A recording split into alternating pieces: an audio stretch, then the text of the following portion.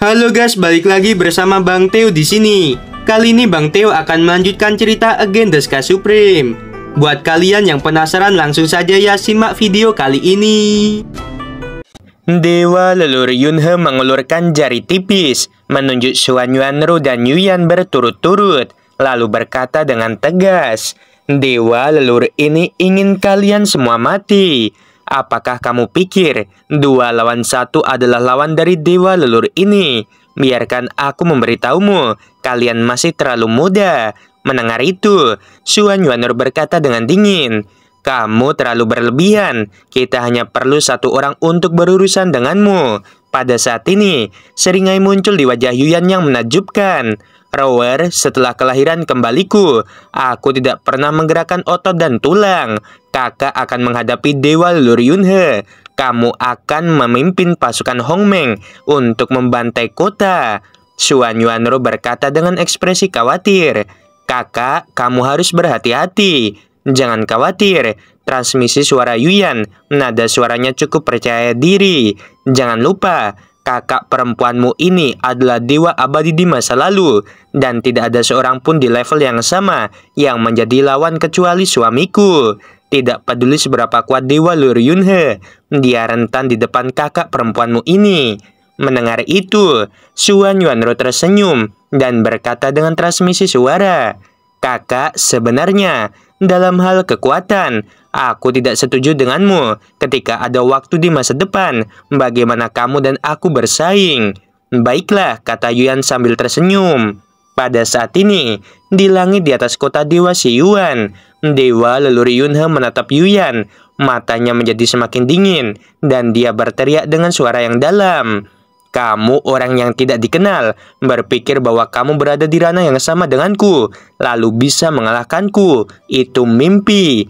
Ketika dewa leluhur Yunhe membuka mulutnya, pedang suci dengan atribut angin dan guntur keluar dari mulutnya dan muncul di tangan kanannya. Dia memegang pedang ilahi, dan segera kekuatan leluhur angin yang luas membentuk pusaran jutaan kaki dari tubuhnya. Pada saat yang sama, kekuatan ganas dan mempesona dari leluhur guntur mengalir ke pedang di tangan kanannya dengan gila-gilaan. Dewa leluhur Yunhe memegang pedang, dan saat dia bergerak, itu adalah keterampilan uniknya sendiri. Tubuhnya melintas dari pusaran angin dengan kecepatan ekstrim, dan tiba-tiba keluar dari pusaran air dan muncul di langit di atas Yuyan dan Xuan Yuanru. Dewa leluhur Yunhe memegang pedang dan menari dengan lintasan misterius dari kehampaan. Dia tampaknya lamban, tetapi sebenarnya itu hanya ilusi dampak visual yang disebabkan oleh kecepatan yang terlalu cepat. Adegan yang sangat mengejutkan terjadi dengan suara keras yang mengguncang gendang telinga orang-orang. Segera setelah itu, celah-celah ruang gelap muncul dari kehampaan ke segala arah dari kedua wanita itu, seolah-olah kehampaan ini berisi semacam binatang buas yang menakutkan yang ingin merobek kehampaan itu. Ekspresi Yuyan menjadi serius, lengan kanannya tiba-tiba terangkat. Seluruh pasukan mundur. Mendengar itu, pasukan Hongmeng dengan cepat dievakuasi ke belakang. Pada saat berikutnya, guntur dan kilat menghancurkan lubang raksasa yang gelap gulita, dan cahaya pedang menyilaukan sepanjang 30.000 kaki muncul, melesat menuju ke arah Yuyan. "Rower, kamu mundur, dan aku akan berurusan dengannya." Suara Yuyan terdengar di benak Xuan Yuanru.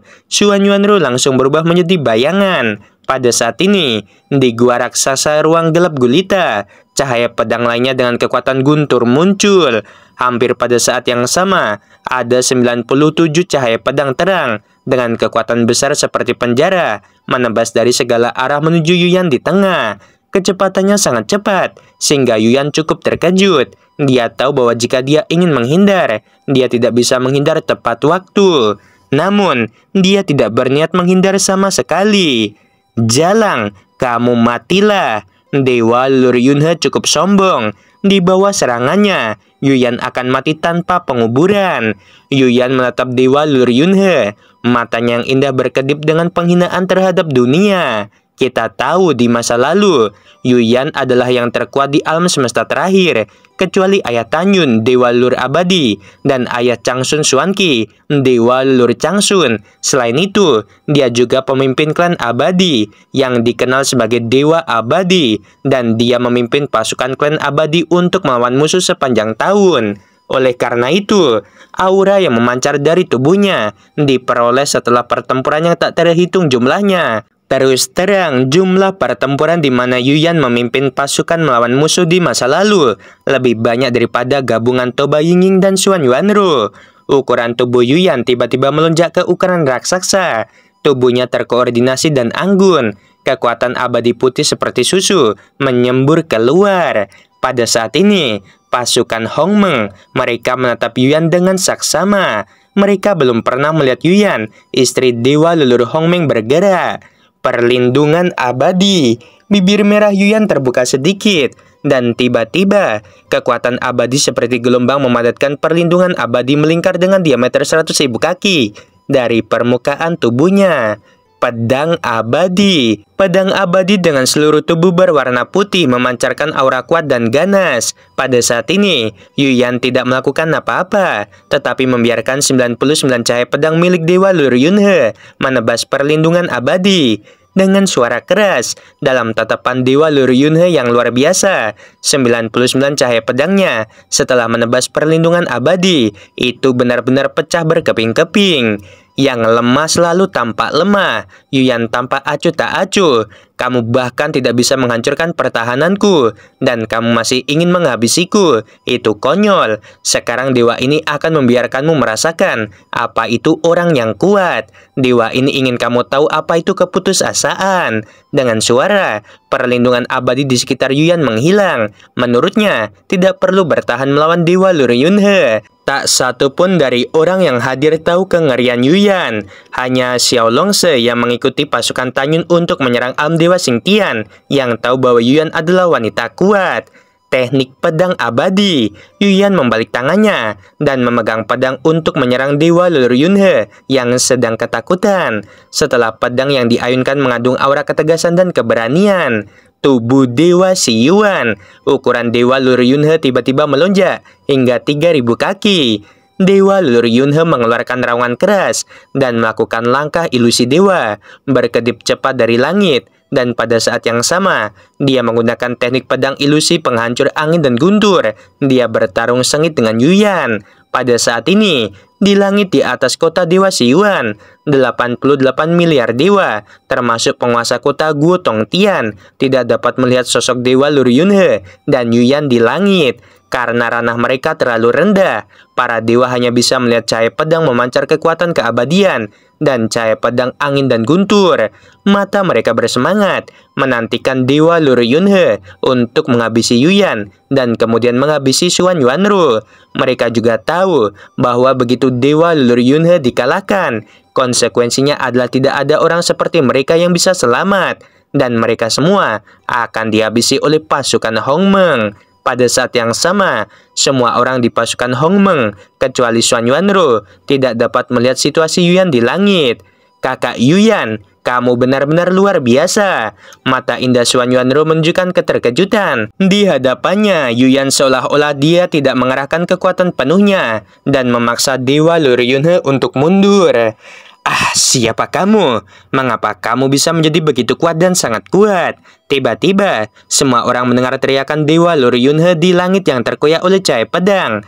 Mendengar itu, dahi Guo Tongtian ditutupi dengan butiran keringat seukuran kacang. Dia terkejut. Sama seperti Guo Tongtian sedang merenungkan, di mata semua orang, padang bersinar di langit menghilang. Segera, ketika kekosongan yang runtuh kembali tenang, pemandangan di langit membuat pasukan Hongmeng bersemangat. Di sisi lain, wajah Guo Tongtian berubah drastis. 88 miliar dewa di belakang Guo Tongtian, seolah-olah mereka melihat pemandangan yang menakutkan, tidak bisa menahan gemetaran. Dewa leluhur Yunhe yang setinggi 3.000 kaki, memiliki darah yang menggelagak di dada, karena dadanya ditusuk oleh pedang Yuyan yang tingginya 10.000 kaki. Yuyan memegang pedang untuk memprovokasi dewa leluhur Yunhe.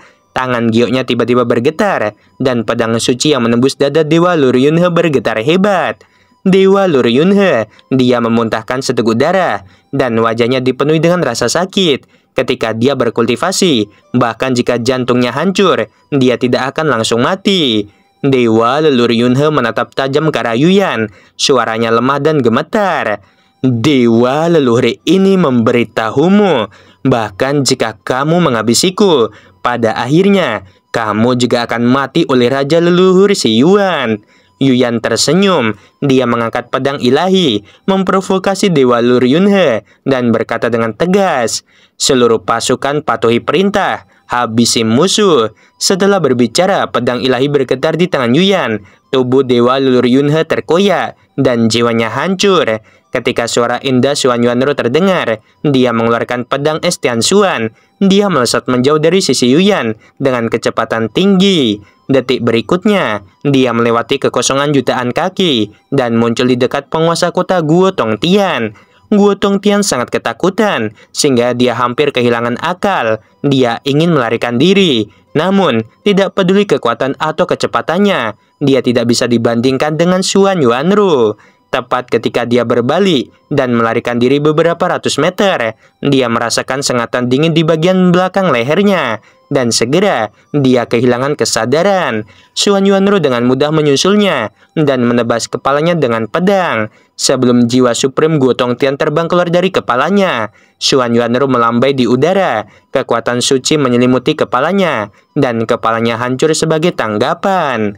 Dalam suara air pasang, Mu Feng, Bai Cheng, dan komandan lainnya mengikuti Xuan Yuanru dan Yuyan. Pada saat yang sama, 24 miliar pasukan Hongmeng dengan cepat menyebar dari langit, berubah menjadi pengepungan besar, dan setelah mengepung musuh di udara, mereka berteriak dan menghabisi musuh di tengah. Xuan Yuanru, Yuyan, Wuxing Supreme, Nanggung Yukin, Tang Mengyi, Tang Xinying, Si Hong Xiao, dan yang lainnya. Setiap kali mereka bergerak, mereka membawa cahaya pedang dan menghabisi ribuan pasukan musuh. Darah mengalir seperti hujan deras, tulang patah dan mayat jatuh seperti meteorit berwarna darah. Setiap kali kera iblis mengayunkan tongkat raksasa, satu musuh dihancurkan dan berubah menjadi awan darah yang menghilang karena hembusan angin. Setiap kali cakar raksasa singa naga emas melesat, ratusan musuh mati. Moer yang telah berubah menjadi naga dengan tinggi 100.000 kaki. Setiap kali dia menarikkan ekornya, satu musuh akan dihancurkan. Miao King Luan, Yisan, dan 6 leluhur Kunpeng juga berubah menjadi binatang, membantai musuh di udara. Hanya dalam 1 jam, jumlah korban tewas pasukan musuh telah mencapai 10 miliar. 3 jam kemudian, malam menyelimuti, dan pertempuran masih berlangsung. Di pagi hari berikutnya, semua musuh di atas kota Dewa Siwan mati. Udara mengeluarkan bau darah yang kuat dan menyengat. Tanah di luar kota telah lama terkikis oleh darah, dan mayat-mayat seperti gunung yang bergulir. Xuan Yuanru melepaskan kesadaran ilahinya untuk menyelimuti pasukan Hongmeng dan menemukan bahwa jumlah korban tewas di sisinya telah mencapai 2 miliar dan masih ada 22 miliar yang selamat.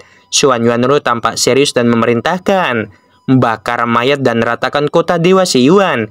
Ingat, pertahankan aula teleportasi." Segera, pasukan Hongmeng menghabiskan setengah hari meratakan kota Siyuan hingga rata dengan tanah. Xuan Yuanru memandang Yuyan dan berkata, "Kakak, kita berdua akan pergi ke kota Dewa Xingtian melalui formasi teleportasi. Jika suami belum menyerang kota Dewa Xingtian, maka mari bergabung untuk menghancurkan kota Dewa Xingtian." Mendengar ini, Yuyan menganggukkan kepalanya, memandang Wuxing Supreme dan Miao King Luan, lalu berkata, "Kalian berdua, aku akan menyerahkan urusan di sini." "Baik kakak ipar," Wuxing Supreme berkata, "kamu bisa menyerahkannya padaku dan King Luan." Miao King Luan berubah menjadi sosok manusia. Dia tersenyum dan segera melirik Wuxing Supreme yang agak tampan dan berkata, "Jangan khawatir, Wuxing dan aku akan menangani masalah di sini." Xuan Yuanru berkata lagi, "Wuxing, aku akan menggambar denah kota. Kamu dapat memerintahkan seseorang untuk membangun kota sesuai dengan denah. Ling Tong tahu semua bahan yang dibutuhkan. Jika ada yang tidak jelas, tanyakan saja padanya."